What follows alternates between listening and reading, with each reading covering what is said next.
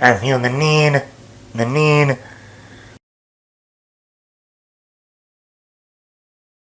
back everybody, Matt the Man here. It's about time. It's about time. Finally, it's about fucking time. 36 years.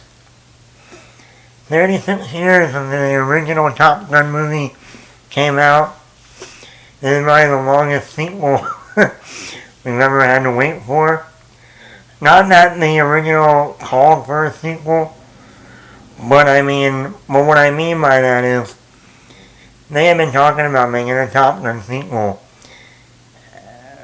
I know after the original came out anyway, but truly, 10 years ago, okay, and it is 100% true.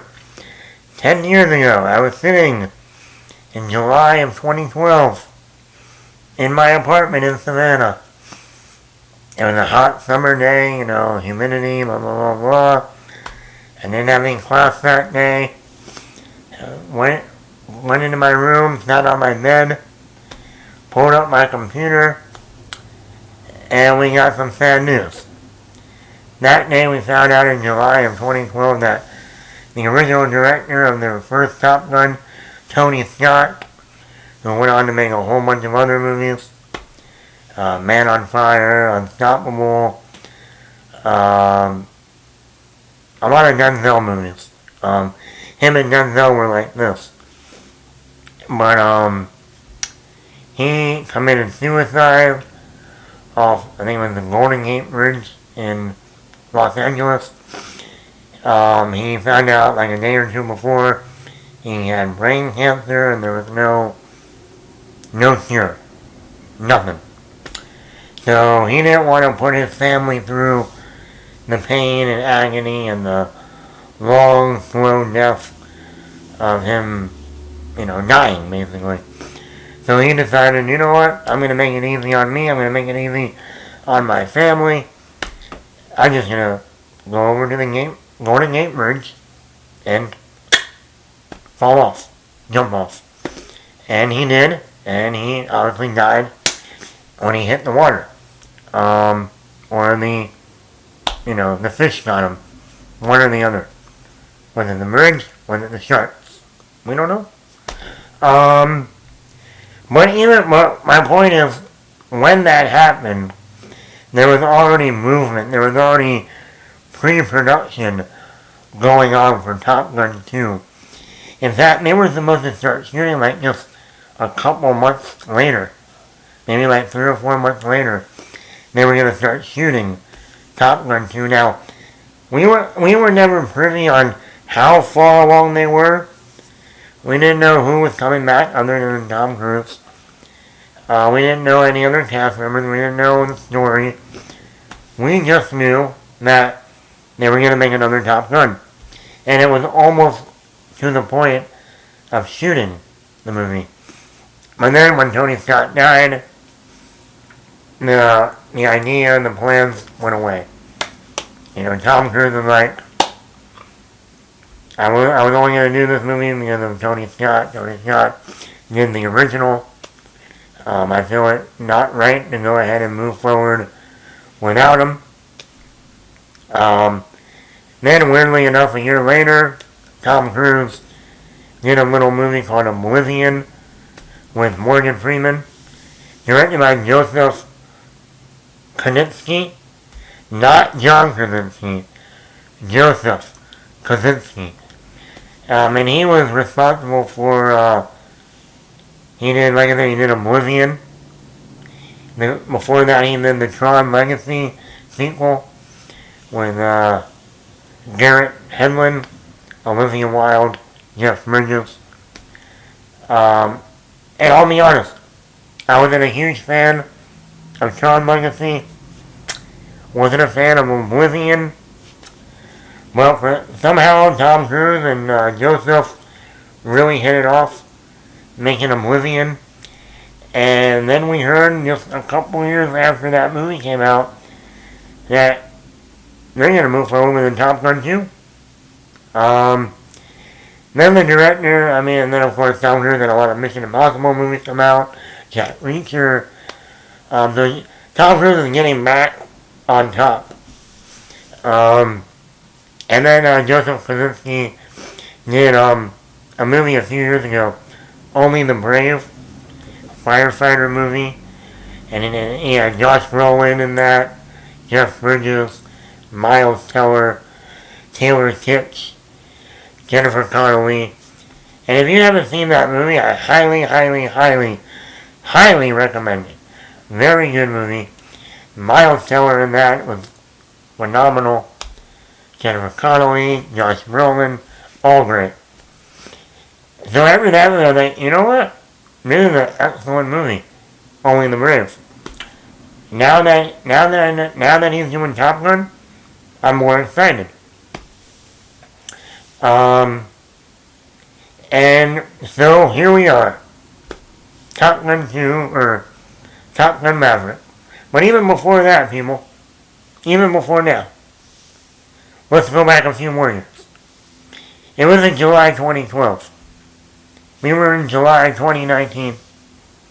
Another hot summer day here in Georgia. Humidity. It was Comic-Con week. Everyone getting excited. What Marvel was going to come out and talk about. That's when they announced Doctor Strange 2. They brought out Elizabeth Olsen. That's when they announced Shang-Chi. Blade. Bringing out Mahershala Ali. Announcing Thor, Love and Thunder. Bringing out Natalie Portman. Giving her the hammer. The mighty Thor. Jane. And we just saw that new trailer. But that wasn't it. No. There I was. At work. Bored out of my mind. No customers. What else was new? And, pull up my phone. Yeah, there's nothing to do. And my managers don't care. And what do we get? We get the first Top Gun Maverick trailer. That's right. July 2019. Once again, July 2019. We are in the end of May 2022. And we got that first Top Gun trailer. It was great. Excited. Everyone's pumped. You got to see Miles Teller as Goose's son. You got to see Tom Cruise, Glenn Powell, Jennifer Connelly. It looked awesome. And then, it's going to come out a year later. And now by this point, the movie was already delayed. Even before the pandemic. Because our boy Tom Cruise said, you know what? I want to learn how to fly these planes. Really fly these planes. No green screen. No bullshit. I want to get my motherfucking ass in the motherfucking cockpit and learn how to fly these planes. Oh, and by the way, whoever we cast in this movie, they're going to learn how to fly these planes too. And not only that, are they not only going to have to learn to fly these planes, because they're actually going to fly these planes in real life. But while they're flying, they're going to have to learn how to use this little thing called a camera. Because when they're in the cockpit, flying in the 5,000 feet in the air or whatever, they're going to have to learn how to work the camera, turn it on, make sure they're in focus, sound, everything, record, and keep flying this million dollar plane and don't die while they're doing all that. So we're going to push the movie out another year.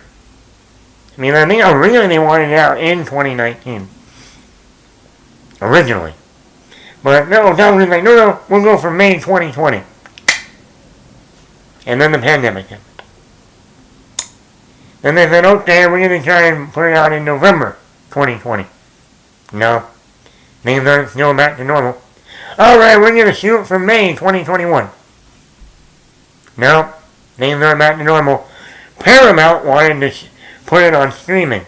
And boy, Tom Cruise said, oh no, you're not. I spent a whole year flying these motherfucking planes in real life. Look at the 800 hours of footage we have. We ain't putting this on streaming. We're putting this in where it's supposed to be, in the theater, in IMAX, in Dolby, because people are going to want to see this on the biggest motherfucking screen they can see it on. So they're like, okay, Tom. So, Paramount then said, you know what? We're going to push it a whole nother year. To now May 2022. So here we are, almost exactly 3 years later, since we got that first trailer. This is almost a New Mutant situation. But not because that movie was shit, but because this movie is so good that, and the aerial dogfight scenes are so incredible. Never been done like this on screen before. That Tom Cruise, you made the right choice. You know, that's another thing. Let me continue. When 2022 started, you could truly say there are 2 movie stars still in Hollywood. 2. But then in March of 2022, we went down to 1 movie star, because one other movie star decided to slap the shit out of Chris Rock. So now we went down to 1 movie star, and that is Tom Cruise. Tom Cruise is the movie star of Hollywood, and will continue to be. First he's up, then he's down, then he's back up. With me, without me. With me, without me. Okay? With me. And now, we finally got Top Gun Maverick. It's about time. But let's get into the review. Starting out with the positives, of course. Tom Cruise himself. Pete Maverick Mitchell. Pete Mitchell is his real name. Maverick is, fly name. Oh, there's his sign name or whatever they call it. Nickname. Tom Cruise. This guy's a crazy motherfucker. I don't know how he is. We live in a world now that back in 2000, Tom Cruise was looked at as the biggest weirdo, and when we all thought him jumping on Oprah's couch was the most craziest thing in the world, now Tom Cruise is going, you guys thought that was the craziest thing in the world? We got Johnny Depp in court. We got Will Smith slapping people, and you guys gave me shit for jumping on a couch, pronouncing my love to Katie Holmes, and you thought I was crazy? Look who's laughing now. That's all I gotta say. Tom Cruise is still one of the biggest movie stars in Hollywood. His movie's about to make over $150 million opening weekend. Yeah, the new Mission Impossible movie that looks great on it. We saw the trailer for that this week. This dude is like, I'm on top of the world. But Tom Cruise, Maverick, let's get back to the actual performance. He's great. Once again, he brings the action. We actually see him running in this movie. Normally, we just save that for the Mission Impossible movies. But here, he has to run in this movie. I don't know how he keeps his body, so we don't have the volleyball scene this time. We have a football scene on the beach. And you see Tom Cruise with all these young guys, with their shirt off and all that, you go, how does he look better than them? How does he, in his mid-50s, late 50s, look better than the 30-year-olds? Glenn Powell, Miles Teller. How is that possible?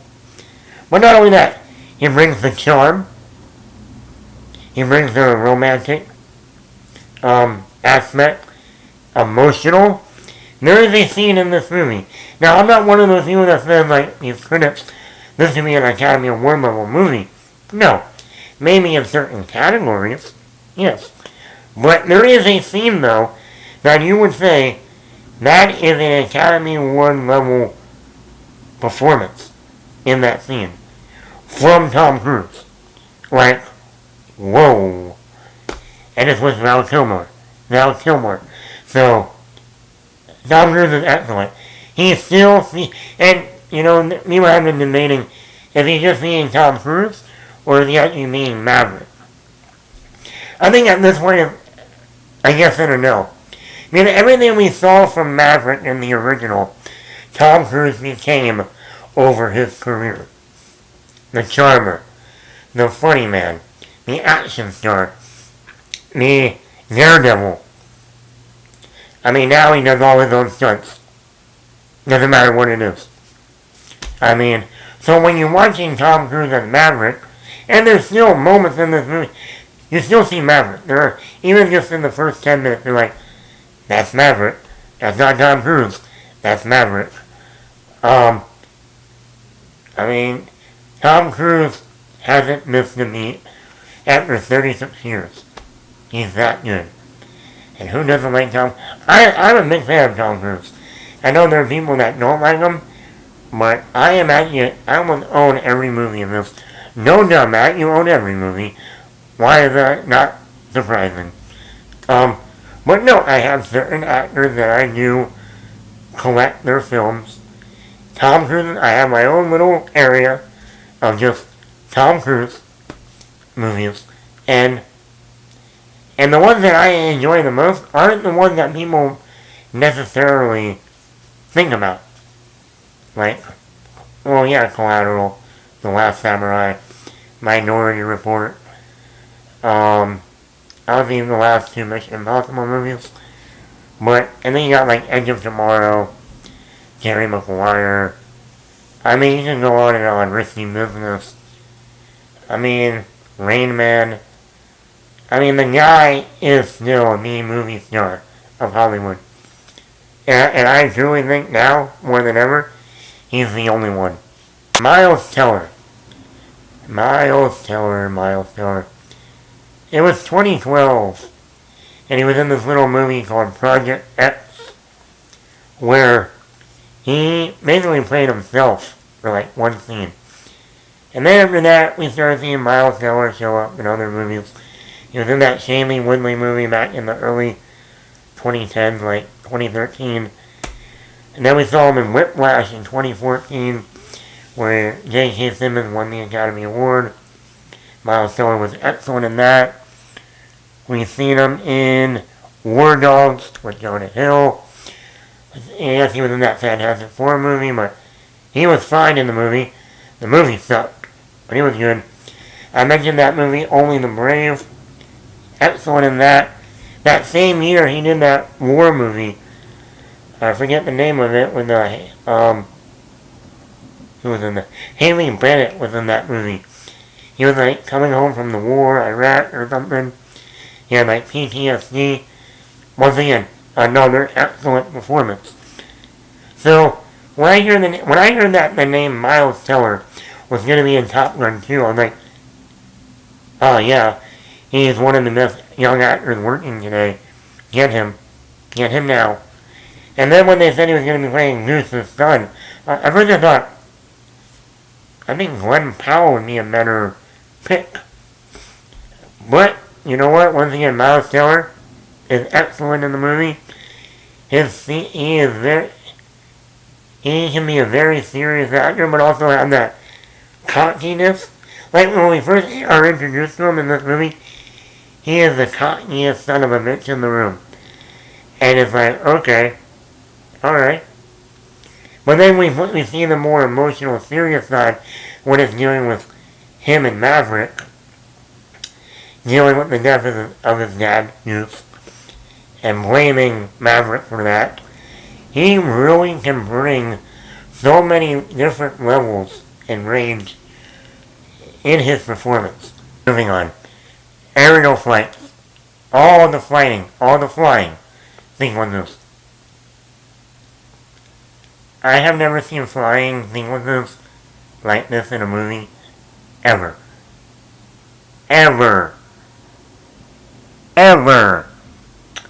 Even the original, people, praise the original back then for the aerial dogfight sequences, and I'm like, I think that's actually the weakest part of the original. because they have so many quick cuts and edits, and the shots are so quick that it's almost like they knew they really couldn't do it for real, so they found a way to quick edit and quick takes, and then just slam them together, and just go boom, boom, boom, boom, boom, boom. Okay, let's go back to Tom Cruise and Kelly Mcgillis. Okay, let's go back to Tom Cruise and Iceman. Oh, here's some more gunfights. But here, the scenes play out wide. Once again, people, actors in the cockpit, flying these planes, jets, and you see it all on camera. No green screen, no CGI, none of that.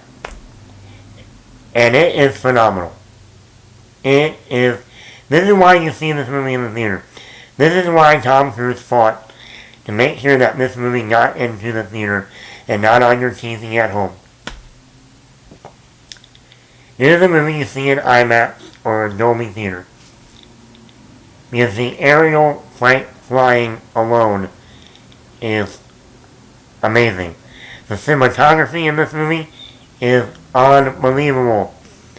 Shot compositions, either the way they got those cameras to move in the air, even in the cockpits, it's truly phenomenal.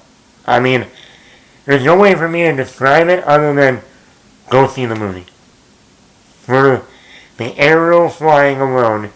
And these are shots where you don't have just one plane in the frame. You sometimes have 1, 2, 3, one in the back, all in shot. These giant planes, jets, and you're like, oh my god. How did they do this? How? And it looks amazing, it's shot like unbelievable, and they were able, that's why right there, like a month ago when they said they had over 800 hours of flight footage. 800 hours. Yeah, I believe it. I mean, I have to say, I would hate to be that editor going through 800 hours of just aerial flight footage. I would hate it. But, it is what it is. I talked about the cinematography. Excellent. Not just the flight sequences, but even just seeing the, two people talking. I love how they just let the scenes play out, too. It's not like, cut here, cut here, cut here. No, just let it play out. Let it breathe. And I think it works really well. The pacing. 2 hours and 11 minutes. This movie's almost a half hour longer than the original. And I think this movie could have been another 15-20 minutes. I mean, the pacing is so well done that they're so wrapped up in this. And that's the other thing. And I'm going to get into the script. The script is a great script. I mean, once again, the intro to Maverick and what he's up to, and then meeting these new recruits. And what I love about this movie is the script lets scenes take their time. Take their time. Nowadays it's all about boom, boom, boom. We gotta get to the next scene, the next scene, the next scene. And this one just lets it breathe. Another thing is, this movie does not rely on nostalgia. Is there nostalgia? Is there some? Yes. No joke. No kidding. But really, there's only one flashback to the original in this whole movie. And it's in a moment that is actually 100% necessary. And the emotional look and what you see, and then you see Tom Cruise's, what he's thinking and where his mind is a powerful moment for Tom Cruise. Yes, that flashback was needed. 100%. But that's the only... And I'm going to get... This is going to be a little bit of negative, but also positive for me. Would I have liked a little bit more nostalgia? Yes. But we have seen movies, especially these legacy sequels, do way too much nostalgia that it almost becomes like, remember this, remember this, remember this. Oh, do you remember this? Oh, wait a minute, do you remember this? We saw that in The Force Awakens. We saw that in Jurassic World. But I still enjoyed Jurassic World, where it still brought new stuff. But I think it does a great job. And there's a lot of writers on this movie. But there's one writer who came in and kind of punched up the script. And that's Tom Cruise's Lord and Savior, Christopher McQuarrie. Now a lot of people are going, who the fuck is Christopher McQuarrie? Well, my young people watching. Christopher McQuarrie is Tom Cruise's savior. He's the guy who came in and punched up Valkyrie, the Hitler movie with Tom Cruise. He's the guy who directed and wrote Jack Reacher, the first one, with Tom Cruise. He's the guy that came in and punched up the script for Edge of Tomorrow, Tom Cruise. See where I'm going with this? He's the guy who came in and wrote and directed Mission Impossible Rogue Nation, Mission Impossible Fallout, and is currently shooting. He also shot Mission Impossible Dead Reckoning, that comes out next year, and he's currently shooting Mission Impossible Dead Reckoning Part 2. He came in and punched up the script for Top Gun Maverick. So Tom Cruise has his own little Martin Scorsese. Just like Leo and Martin Scorsese, when we got Tom Cruise and Christopher McQuarrie. Yeah. And you can tell in the script. And when you got screenwriters like Aaron Kruger, who's the main writer on this script, the guy who wrote Scream 3, in no way he wrote this good of a script. No way. No way. So yeah, Christopher McQuarrie knows how to write dialogue. He knows how to let characters develop. This is a very character developed movie. It's character. And I like that. That's what you want in a movie like this. You don't want them to just do a sequel for nostalgia. Do we like that nostalgia? Yes. Did I like how we opened this movie that literally, you can say almost shot for shot, the opening of the original. That if you were to put on this movie and just watch the first 3 minutes or so, you would think you were watching the original Top Gun. You have the same shots, the music, Danger Zone comes into play. Then you get into the Top Gun theme, when you hear the dong.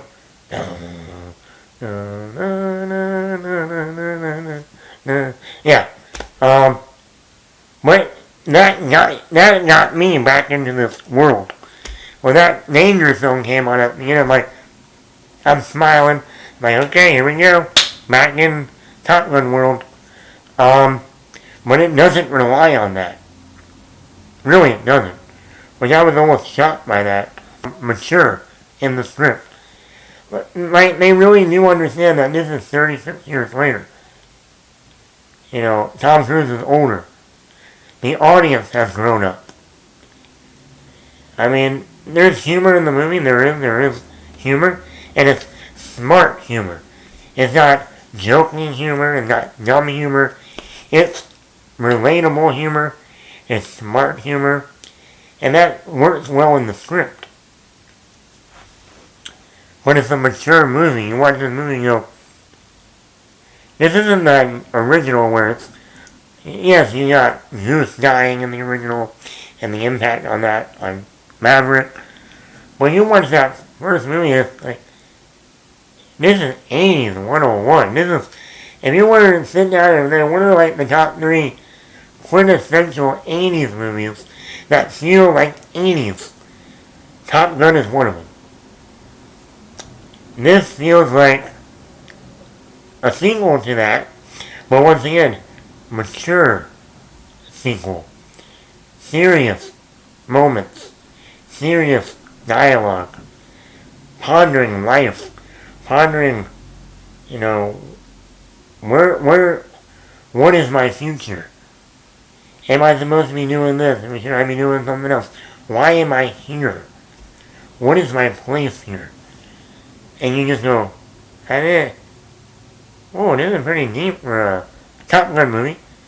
All you have been in here like danger zone like 20 times and take my breath away and guys with shirts off on the beach. And somewhere there's some flights. Some flying going on. But no, it's mature. Supporting cast.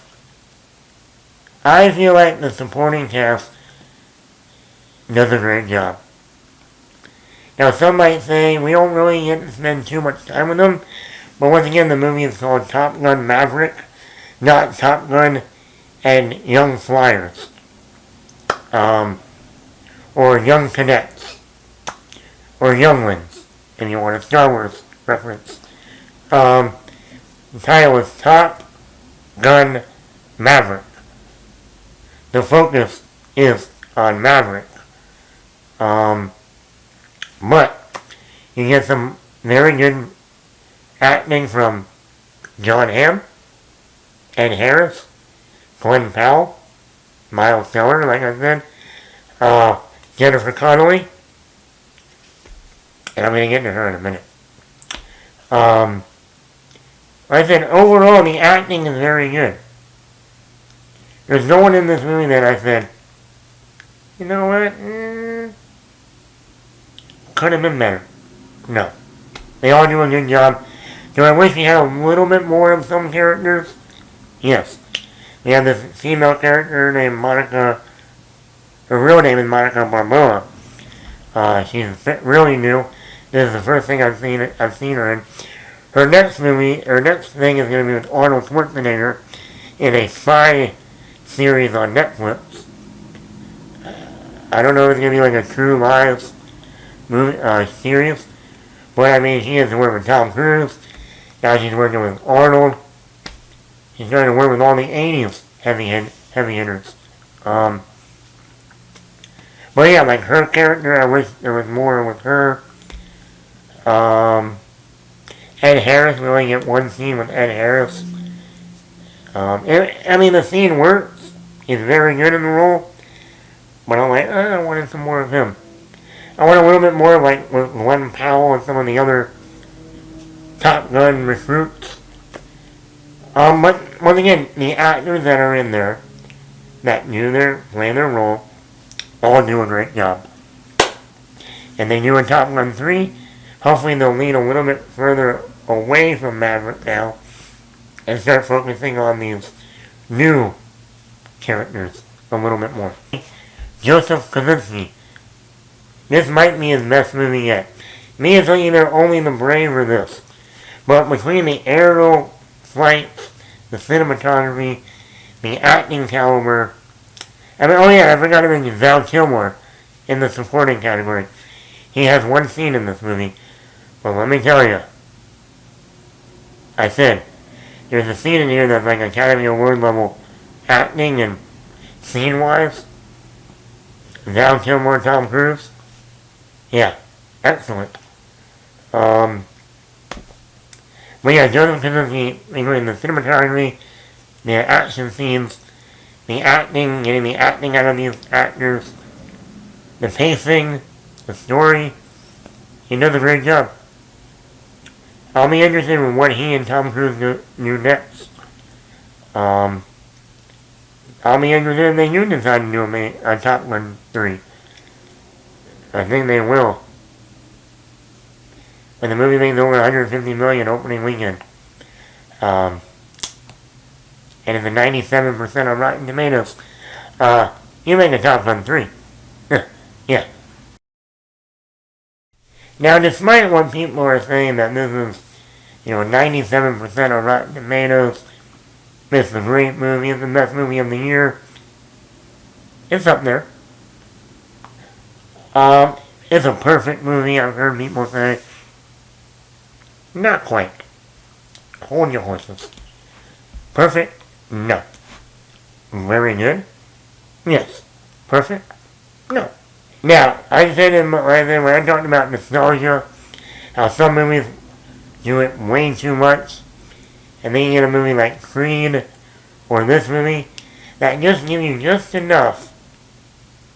Just enough. I felt like this movie needed more.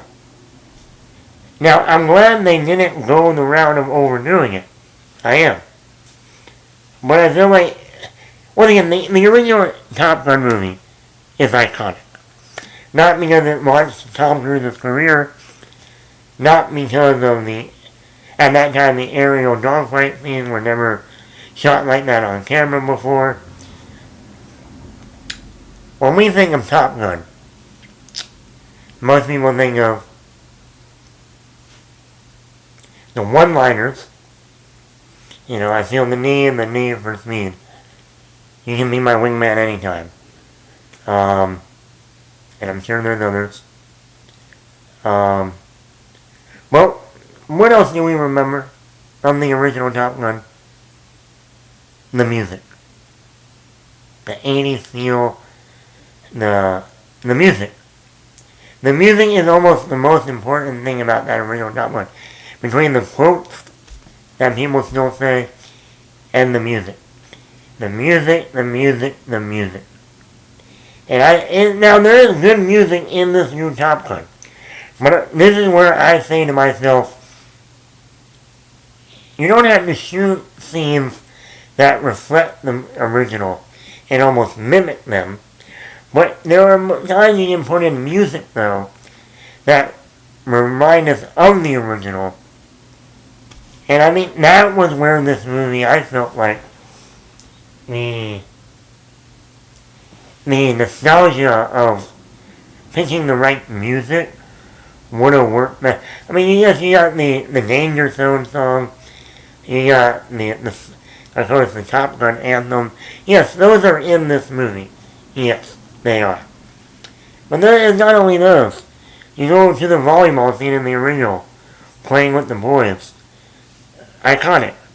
And then, of course, the most iconic song in that original movie, Take My Breath Away. I mean, I don't know who on this planet, if you were to say the song, Take My Breath Away, that the first thing they would not think of would be Top Gun. It's undeniable. And I feel like this, now, I'm not saying during the romance sequences with Jennifer Connelly that you put in the same song, Take My Breath Away. No, this is another girl. This is another woman. You're not going to use the same song for another girl. You're going to pick a different song. Because you're going to think the same song, you're going to be thinking of that girl rather than the girl that you're doing stuff with. We'll keep it PG today. So, no, what you could do is, here's an idea. This is where I get to. Tom Cruise, 80s movie star. Jennifer Connelly started her career in the 80s. And I'm going to get to that in a minute. They're 80s actors, now grown up. One a little bit older than the other. A little bit more older. But 80s stars that broke out in the 80s. Now they are together in this movie in a romance. To me, it wouldn't be crazy to pick an 80s song that was another hit in the 80s that these two would remember, and that would be their new song. I mean, you got Whitney Houston, songs. You got Madonna songs. You got, you got other people. Cyndi Lauper. I mean, you could think of, I don't know if Shania Twain was around. Celine Dion, maybe. Anyway, the point of the matter is, you could have picked an 80s song that would work for them. But not only that, you got like the football scene. Instead of volleyball, they got football in this movie. Football. Not that fucking soccer. Volleyball bullshit. We got football. American football. Not whatever you call that. Real American football. Well, yeah, they have a song in there, but I think an 80s song would have worked in that moment. I think it's in Tom Cruise facilitating this football game and doing, getting them together to become a team and work together. Put on an 80s song. Why not? Once again, you don't have to have the same song from the original that they were playing volleyball with, but pick an 80s song. That's what I mean by a little bit of nostalgia, And then for the older people, like, parents, who grew up in that time, know it better, but I am an 80s child, so 80s kid.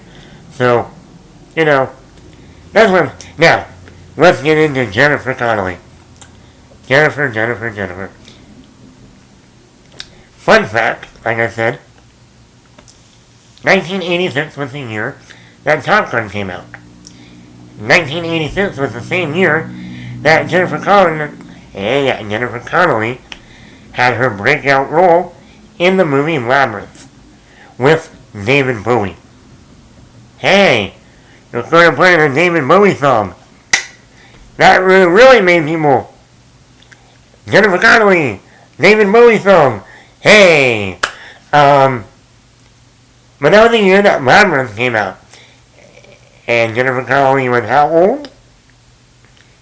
Probably like a 12, 13-year-old, maybe 14-year-old. And how old was Tom Cruise in Top Gun? Probably in his mid-20s. I want to say 20s. Maybe early 20s. But Jennifer Connelly was like in her early teens. Or younger. The movies both came out in the same year. That's Hollywood for you. We're going to get a much older Tom Cruise and now in a love interest with Jennifer Connelly. Who would have thought? 36 years later. Hey, you two are going to be love interests in the Top Gun sequel. Huh? Yeah. But going back to the Jennifer Connelly character. One thing that also worked in the original Top Gun is the romance between Tom Cruise and Kelly Mcgillis. It did. Even I can say, you know what? That worked. Heck, even in that Kevin Costner movie with Ashton Kutcher, The Guardian. Good movie, by the way. Very underrated movie.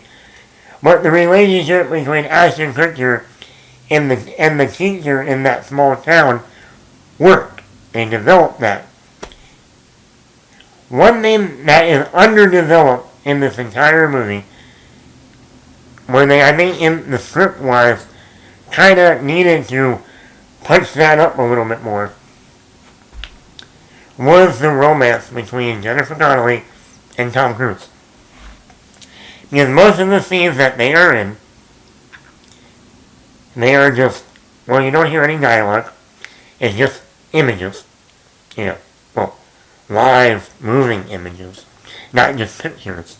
That would have really been like, holy shit. But most of them are Tom Cruise on a motorcycle, like he always does, and she is on the back of the motorcycle. And they're smiling. And they're looking at each other. And I'm like, that's great and all, but can we get a little bit more going on here? Like the introduction to her character in this movie is really good. I'm like, I like this character. I want to see more. I want to see they obviously have history, they have a past.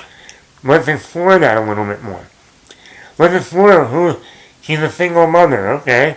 She owns this bar, she's the bartender in this bar. Okay.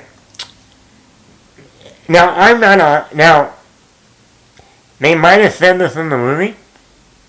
I don't know if she's supposed to be the Admiral's daughter from the original, Tom Skerritt's character.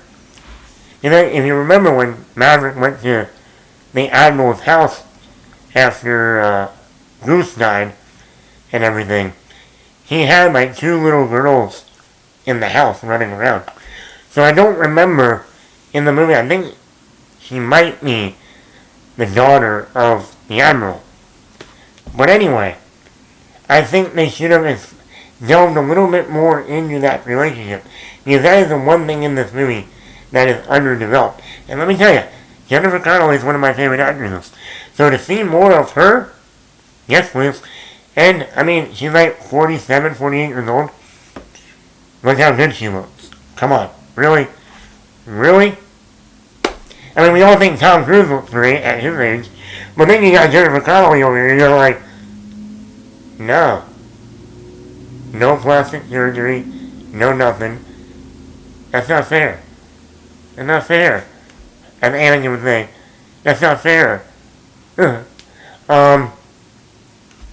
So, yes. Now, once again, I'm going to say it again. People are not going to Top Gun to see a romance. Well, let me rephrase that. Most women are going to see Top Gun to see the shirtless men scene on the beach, and of course the romance between Tom Cruise and Jennifer Connelly. That's what women will go and see. So when you underdevelop that part of the movie, it's a little bit of a letdown. Like I said, this movie's 2 hours and 11 minutes. Now I'm not saying you need to have another half hour developing this relationship. You need to have another scene or two. Heck, have an individual scene with just Jennifer Connelly's character with her daughter. And maybe develop something there. And then maybe have another scene with her and Tom Cruise where it's not just showing them on a motorcycle. Actually yes, there's a scene where they're making out. There's a scene where they're on a sailboat. But I think the movie needed at least another scene or two to flesh out that romance just a little bit more. I think if it did, like I said, the nostalgia moments are nitpicks for me. But the underdeveloped romance is my main negative of the movie. And that's my only negative. Just gave me a little bit more of that romance. And this movie would be a perfect movie. No doubt. The third act action is unbelievable. The acting, the direction, the humor, the script, all great. Just that one little moment, you were here, it could have been here. You got here, it could have been here. Developed, underdeveloped. Developed, underdeveloped. That's how it is. So, Top Gun Maverick. Go see it. Go see it. I don't want to hear that no movies out in theaters. Yes, there are. You're just too lazy to get up and go see one.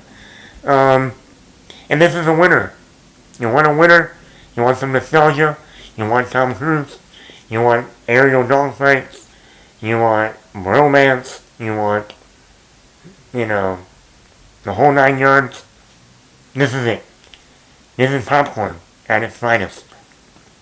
So I'm going to go like a 4.8 out of 5. Like I said, they just got that romance right. We would have been 5 out of 5. But we're going to go 4.8 out of 5. That's my review.